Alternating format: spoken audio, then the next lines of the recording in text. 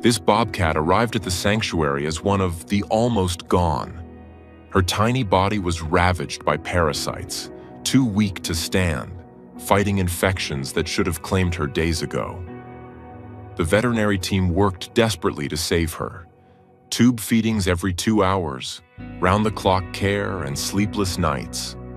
It was a miracle she was still breathing. But she was so frail she couldn't even use her front legs, dragging herself forward on her chin. Yet, against staggering odds, she made a miraculous turnaround. She learned to stand, to play.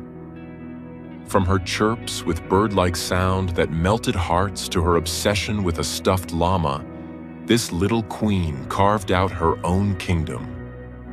In time, she wasn't just a patient anymore. She became the heart and the queen of her own wild little kingdom. Her name was Summer, and while the odds were stacked against her, this fragile wild heart refused to let go. Before we start, hit the like button and make sure to subscribe if you haven't, and hit that notification bell so that you won't miss any new stories. The July sun beat down on the ravaged landscape, turning the air into a shimmering soup of dust, diesel fumes, and the metallic scream of tortured steel. It was 10 a.m., and the heat was already oppressive. Mike Garrett, foreman of the demolition crew, wiped a gritty sleeve across his forehead, his eyes scanning the skeleton of what had once been a textile mill on the outskirts of Portland, Oregon. His radio crackled. "Mike, you seeing this?" Mike keyed his mic. "Seeing what, Sal?" "I'm seeing a pile of rebar that's not loading itself." "No, in your bucket." "The 350. You just dumped a load. There's something moving." Mike's stomach tightened. A stray dog? A vagrant? He swung the massive yellow cab of the excavator around, the articulated arm lowering its 5-ton steel bucket toward the fresh pile of pulverized concrete and splintered wood. He saw nothing. "You're seeing ghosts, Sal. Get back to work." "No, boss, I swear. It was in the load you scooped up, from that back corner pile." Mike cursed, climbing down from the cab. He walked over to the pile of debris he'd just been clearing, a mess of insulation, drywall, and rotted timber. He kicked at a piece of plywood. Nothing. He was about to climb back into his air-conditioned cab when a flicker of movement, impossibly small, caught his eye. It wasn't a rat. It was fur, matted with filth and something dark. He crouched, his heavy work gloves pushing aside a chunk of drywall. There, lying on its side, was a kitten. But it was no ordinary tabby. Its fur was spotted, its ears tufted with tiny black points. "Hold all work," he yelled, his voice cracking. "Sal, get me a box, now!" The creature was barely breathing. It tried to lift its head, but its front legs splayed uselessly out to the side. It dragged itself a single, agonizing inch forward, not on its paws, but on its face, its tiny chin scraping the grit. Mike felt a wave of nausea. The bucket.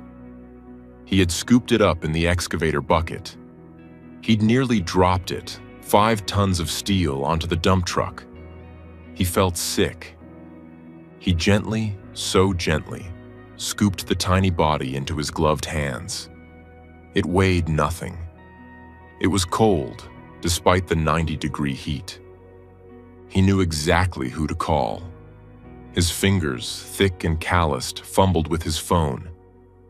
"Pinecone Ridge Sanctuary, this is Sarah." "Sarah, it's Mike Garrett, from the demo site on Route 12. We have a problem, a real bad one. It's a bobcat, a baby, and Sarah, it's hurt." Sarah Jessup lived her life by the rhythms of animal distress.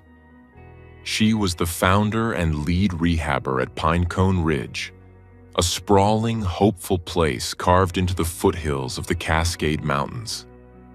Her hands were perpetually chapped. Her truck smelled of disinfectant and high-protein formula, and she hadn't had a real vacation in 8 years. She met Mike at the site's chained-link gate, the demolition equipment standing silent as a graveyard behind him. He held out a cardboard box with a grim, apologetic look. "I didn't see her, Sarah. I swear. She was in a den, I guess. In the foundation. We just scooped." Sarah looked inside. Her breath caught. This was bad. This was code red bad. The kitten was, by her estimation, no more than 2.5 weeks old. Her eyes were barely open, crusted and dull. Her spotted fur, which should have been fluffy, was plastered to her skeletal frame, and it was moving. Fleas, hundreds of them. "She's cold," Sarah whispered, her professional calm clicking into place. She ran a practiced finger along the kitten's gums. They were white, anemic, dehydrated. "She keeps pushing with her face," Mike said, his voice thick. "Can't use her front legs." "I see that." Sarah pulled a thermal blanket from her truck's emergency kit, wrapping the tiny creature and placing it in a secure carrier on the passenger seat, the heater blasting on high. "You did the right thing calling, Mike." "Will she?" Sarah met his eyes. She never made promises she couldn't keep. "It's touch and go, Mike. It's really, really touch and go. But we'll try. That's what we do." The drive back to the sanctuary was a race against a clock that was minutes from striking midnight. The kitten made no sound, just a faint, wet rattle with every breath. Sarah had a name for this kind of patient. The almost gone. They arrived with such a deficit, it was often a question of whether saving them was even humane. But this one, this tiny broken speck of wildness, had survived a 30-foot scoop and drop in a steel bucket. "Okay, little one," Sarah murmured, pulling into the clinic. "You provided the miracle. We'll provide the medicine." The next 2 weeks were a blur of sterile gloves, heating pads, and the acrid smell of antibiotics. Dr. Ben, the sanctuary's on-call veterinarian, confirmed Sarah's fears and added a few new ones. "The blood panel is a horror story, Sarah," he said, peering at the results. "She's severely anemic from the parasite and flea load. She has salmonella, which is raging. And this gut, she's got every intestinal parasite in the book. It's a miracle she was still breathing." "What about the legs?" Sarah asked. She was gently syringing a high-calorie fluid and electrolyte mix into the kitten's mouth. "No obvious breaks on the X-ray," Ben said, frowning. "Could be nerve damage from the scoop. Could be a congenital defect. Could be she's just so weak from starvation she has no muscle control. Right now, we treat the life-threatening. The legs come second." They named her Summer. It seemed a fitting tribute to the brutal day she was found. Summer's life was measured in 2-hour increments. She was too weak to suckle, so they tube-fed her. She was too weak to shiver, so she lived in an incubator. And she was a bobcat, a wild animal, which presented the single biggest challenge of all. "The protocol stands," Sarah announced to her 2 junior rehabbers, Jess and Kyle. "No talking, no cooing. She cannot associate a human voice or face with food. If she imprints, she's non-releasable before she even takes her first step." This meant one thing: the ghillie suit. It was a ridiculous garment, a full-body mesh suit covered in strips of burlap, fake leaves, and camouflage netting. It was hot, itchy, and made you look like a swamp monster. But it was essential. For weeks, Summer's only mother was a silent, shuffling bush that would appear in her incubator, gently tube feed her, clean her with a warm, damp cloth, simulating a mother's tongue, and then disappear.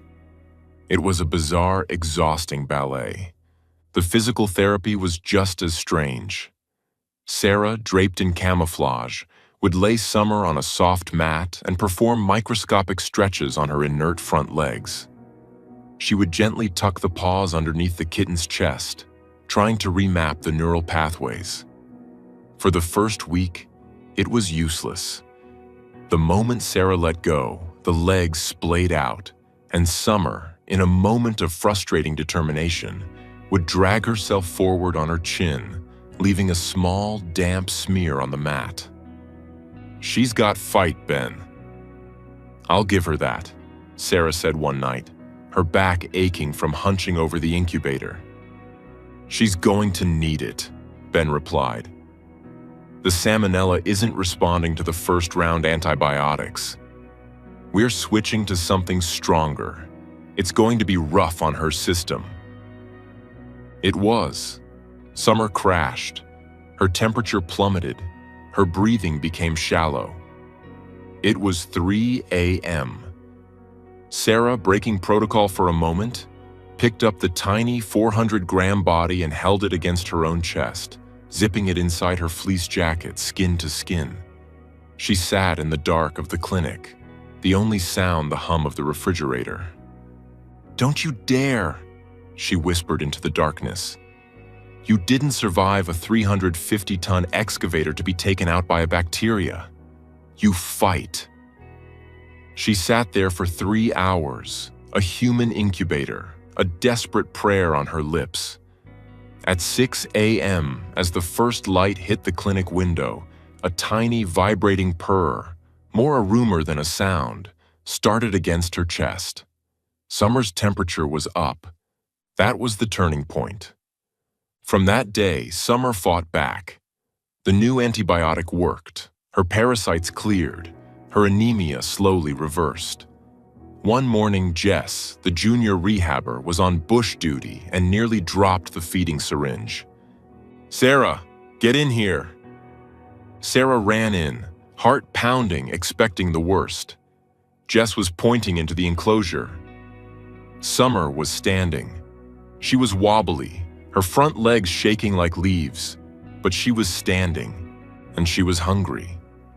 With mobility came personality. With personality came the need for enrichment. "She's a bobcat," Sarah reminded the team, "but she's also a baby.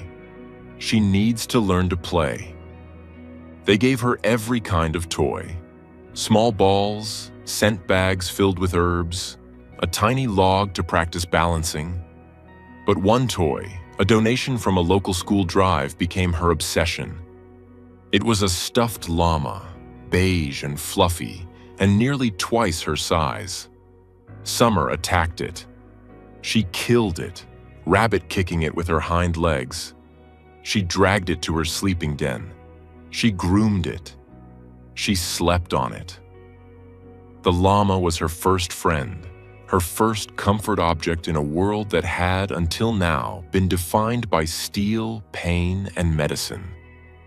By September 2021, Summer was a different creature.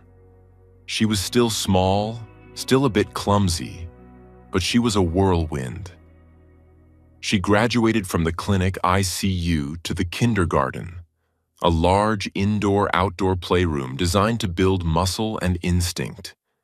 She pounced on shadows, chirped at the birds outside her window, and exuded the pure, chaotic energy of a survivor. But Sarah watched her with a professional, worried eye. "She's not growing right," she told Ben. "What do you mean?" "She's tripled her weight. Look at her paws, her head. She's stunted. She should be double this size by now." They ran more tests, blood panels, genetic screens. Everything came back inconclusive. She was just small. A month later, they received another call. This time, a bobcat kitten found alone on a hiking trail, dehydrated but otherwise healthy. They named her Autumn. Autumn was the same age as Summer, but she was everything Summer was not. She was big, bold, and perfectly proportioned. They introduced the two after Autumn's quarantine. Sarah held her breath. Summer, tiny as she was, had been alone for months. Autumn bounded into the enclosure, a bumbling, oversized ball of fluff. Summer, from her perch on a log, hissed, a sound like air escaping a tiny tire. Autumn, unfazed, trotted over and booped Summer on the nose. Summer, outraged, batted her on the ear. Autumn batted back gently. Within an hour, they were sleeping in a pile, curled up on the llama. The friendship was transformative. Autumn, with her robust health, seemed to challenge Summer. Summer, in turn, with her feisty spirit, taught Autumn the finer points of killing a cardboard box. They were the perfect, mismatched pair. But as the months wore on, the difference became alarming. Flash forward to spring 2022. Both bobcats were 9 months old, the equivalent of wild teenagers. Autumn was a sleek 14-pound predator, her muscles coiled, her eyes sharp. She was almost ready for release. Summer was 7 pounds.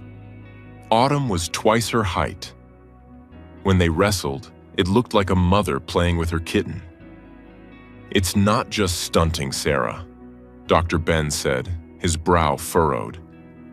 "Something else is wrong. Her energy is flagging, and she's not eating well." The true crisis began when they started the whole prey diet. To be released, a bobcat must be able to hunt and, just as importantly, digest wild prey, fur, bones, and all. Autumn tore into her rabbits with gusto. Summer couldn't. She would try, but then she'd walk away, distressed. She was losing weight. They brought her back to the clinic. More x-rays. This time, Ben found it. "My God," he said, tapping the glowing screen. "Look at this." Her pelvis. Sarah squinted. "It looks narrow?" "It's not just narrow, it's malformed. It's a congenital defect. The passage is tiny." And suddenly, every mystery solved itself. The stunting was likely from lifelong malabsorption, the recent weight loss. "She can't digest whole prey," Sarah finished, the words tasting like ash. "The fur, the bones, it's blocking her up. It's painful." "She can't pass it," Ben confirmed. "If she eats anything other than pure, soft meat, she'll get a fatal impaction. She's been starving on and off her whole life." A heavy silence filled the room. Both knew what this meant. A bobcat that cannot eat a rabbit is a bobcat that cannot survive. The meeting in May 2022 was a formality, but it was a heartbreaking one. Sarah, Ben, and the sanctuary's board of directors. The verdict was unanimous, non-releasable. "It's not just the diet," Ben explained, his voice low. "If this is a congenital defect, we can't, in good conscience, release those genes into the wild population." Sarah felt a familiar, sharp sting behind her eyes. This was the part of the job that killed you. Their mission, their entire purpose, was to rescue, rehabilitate, and release.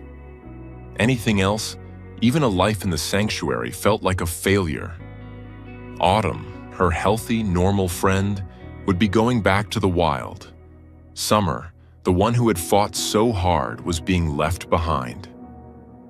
"It's just so incredibly sad," Jess, the junior rehabber, said later, tears streaming down her face as she watched Summer playing, oblivious. Sarah put an arm around her. It is sad. It's okay to feel that. We grieve the wild life she lost. But now, she took a deep breath. We give her the best other life we possibly can. Our mission for her just changed. She's not a rehab case anymore. Jess looked up. What is she?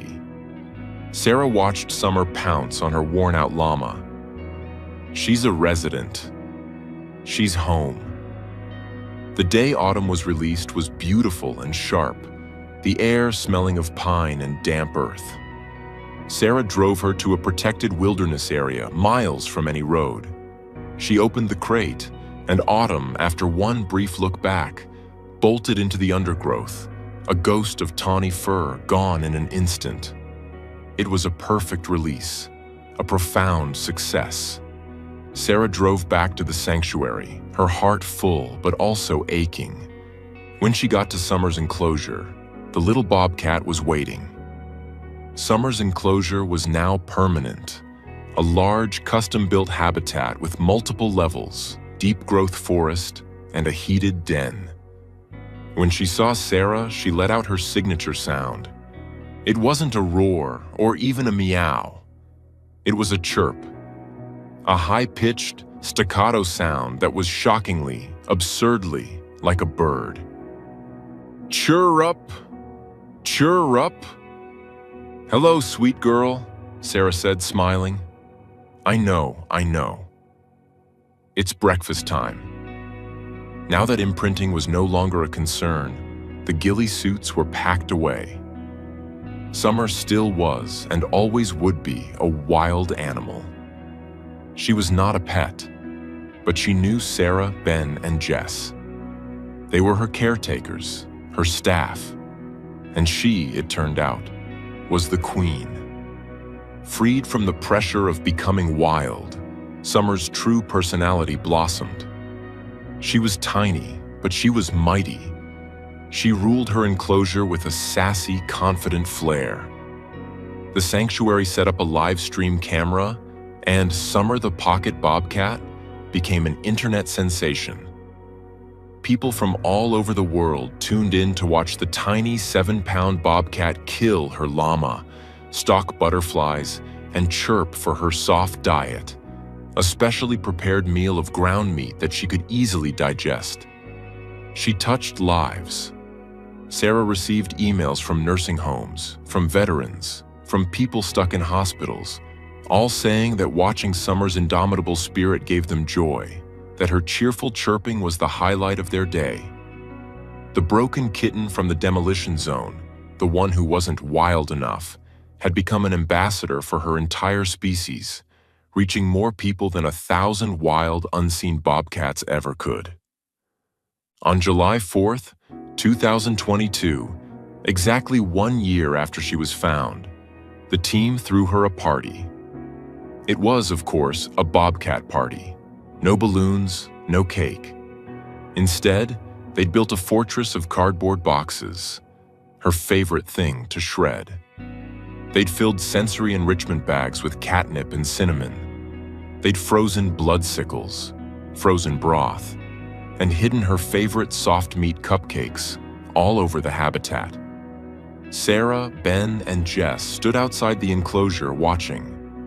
Summer, her spots vibrant in the morning light, chirped at the new additions. She stalked the cardboard castle, pounced from a log, and triumphantly disemboweled a box, shredding it to confetti. She was vibrant. She was happy. She was, against all odds, alive. You know, Ben said, sipping his coffee, I was looking at her intake photos. The ones where she's on her face? Sarah asked. She'd never forget. Yeah, I looked at those, and then I look at this little monarch, happy as can be. You know, Sarah, I don't think this is a failure at all. Sarah watched Summer roll on her back, gleefully kicking a pine cone. The excavator, the touch-and-go nights, the agonizing decision. It all led to this. A life that was different, yes, but a life that was rich and safe and full of a love that spanned both the human and animal worlds. "No, Ben," Sarah said, a slow smile spreading across her face. "You're right. This isn't a failure." She turned to the camera where thousands of people were watching the party online. "This," she said, "is a triumph.